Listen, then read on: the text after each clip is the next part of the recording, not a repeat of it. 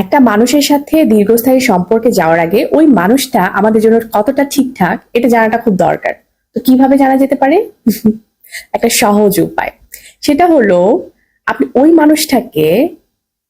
মানুষটার সাথে একটা সিরিয়াস ফাইট শুরু করে দেন, অথবা কোনো আর্গুমেন্ট, যে আর্গুমেন্টের মাধ্যমে সেই মানুষটা আপনার সাথে কেমন ব্যবহার করে এটা আপনি খুব সহজে জেনে যেতে পারেন।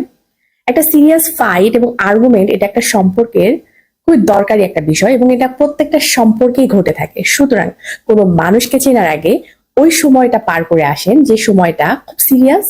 সেই সময়টা যদি আপনি সহজভাবে নিতে পারেন, অথবা আপনি সেই সময়টা আপনি তাকে দেখলেন, তার ভালো সময়টা খুব ইজিলি আপনি নিতে পারবেন। কারণ মানুষের ভালোটা আসলেই ভালো হয়। একটা সম্পর্কে মানুষ বলে বিশ্বাস এবং ভালোবাসা থাকলে সম্পর্কটা খুব সুন্দর হয়, অবশ্যই তাই।